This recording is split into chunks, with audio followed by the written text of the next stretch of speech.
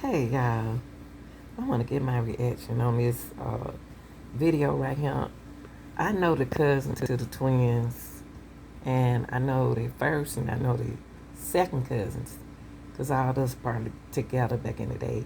I can't too much remember their mom.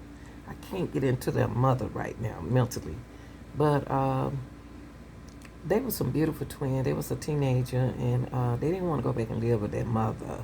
They like staying with their grandmother, okay? And you know how that is, because I was like that. I wanted to go stay with my grandmama. I didn't want to stay at home with my mama. But we stayed with our mama, but I stayed with my grandmama. So it was like these twins here. So, y'all, they didn't like doing, they don't like doing what their mom tell them to do. They don't want to do what they're told to do. So one day they decided to plot something on their mother. I don't know which one of the kids, which one of the twins. Man, stop. I don't know which one of the twin is the evil twin, and I don't know which one's the good twin. But anyway, y'all, when they planned whatever they did, they got into it, with a mother, with their mother, and didn't want to do what she said do, didn't want to stay with her, and they attacked their mama one evening. But to close it out, I don't want to talk through the whole thing. I didn't want to give my reaction on it. I like the cousin. This is a very beautiful family.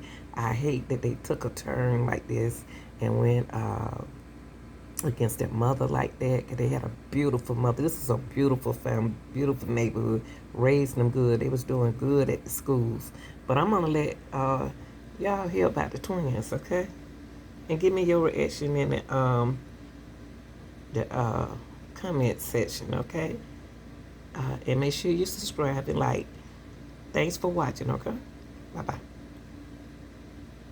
But Jasmiyah and Tasmiyah Whitehead also share a dark past. These twins admitted to murdering their mother, a confession that came after 4 months of lying to cover it up. Twin girls had come home and found their mother deceased. At first glance, these two sweet 16-year-old girls had just discovered a gruesome scene. It was the bloodiest scene I think I've ever been to.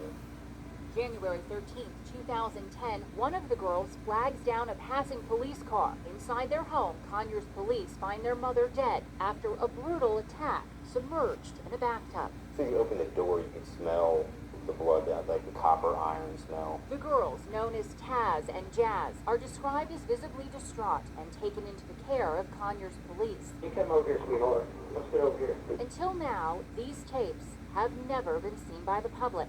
Jazz, screaming on the face, and I looked that way, and all I saw was blood all over the floor. You're treating them as victims, witnesses that came home, found their mother, dead. Remember, these girls admit it. This is all an act. He's not going to come back. Several times, Jazz asked for her mother. A mother. Why trust your podcast projects to anything other than an interface designed Commercial, for y'all. precisely that, delivering crystal. When I buy the commercial on, I want to talk to y'all a little bit. They were some good girls, very sweet girls, but I don't know what happened. It took a turn. Here we go. I'll be strong, Jazz. You got to.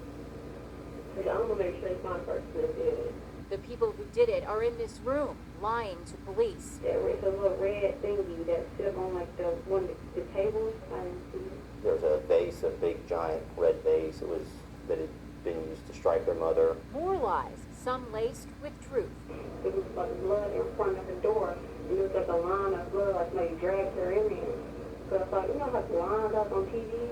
That's true. Nikki Whitehead's lifeless body was dragged to the bathtub. And there were drag marks that went from the living room into the master bedroom, into the master bathroom. Listen as Jazz actually admits to touching her mother's dead body. I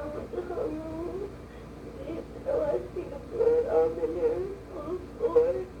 And I went in there and I seen her and I touched her. Later, police would learn she not only touched her, she cut her, bit her, and along with her sister, nearly severed her mother's spinal cord. That night we started to have suspicion. Yeah, let me tell you something. When your children, when the mind is getting, is going through an anxiety and and in pressure. It's not really. It really don't know what it's doing. You really lose it. When you lose it mentally, you don't know you did all that, but you did it. So they're gonna talk about this.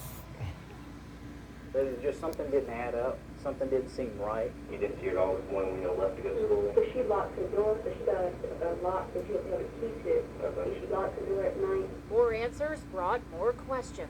What time did y'all leave the house? She missed the bus, so we had to walk. You walked all the way back down? It's not far. But this surveillance tape shows the girls walk to a gas station and hitchhike to school with a stranger. Is that the clothes you wore to school today? And arrive there 2 hours late, as seen here on the school surveillance camera. Paid all your classes today? By now, police are getting suspicious. Y'all, those girls hitchhiked to school because they missed their school bus. Very honor roll students, y'all. You talking about nice girls. They got in a car with a stranger after doing all that to their mama and went to school. So tracks had to be up under their shoes. How they get out the door?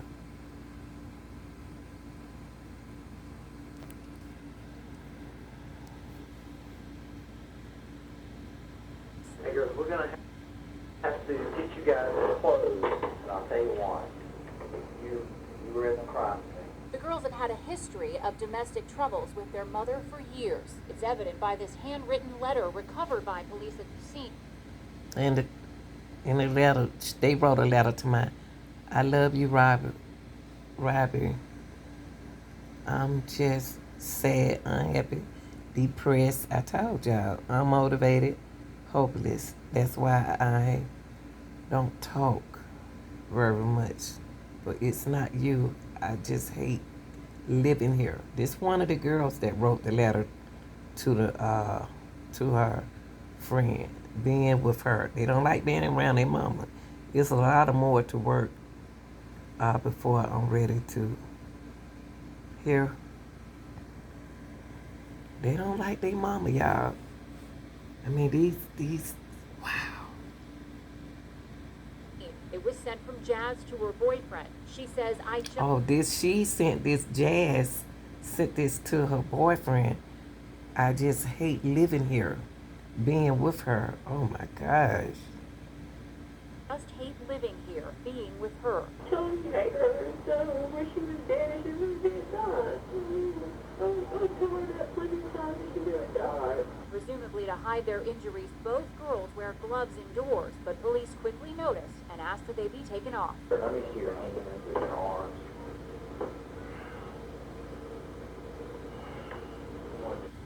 Yeah, they had the nerve to hide their hands.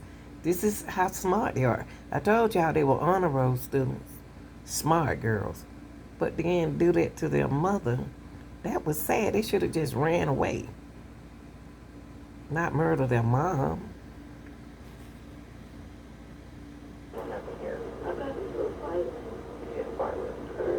She points to her sister, but the fight was actually with her mother. They both had what could have been bite marks or scratch marks on their hands. Taz had a bite mark on her left arm. Detectives decide it's time to separate the girls. All right, Taz, I want you to come out here and sit down for a minute. I want to talk to your sister.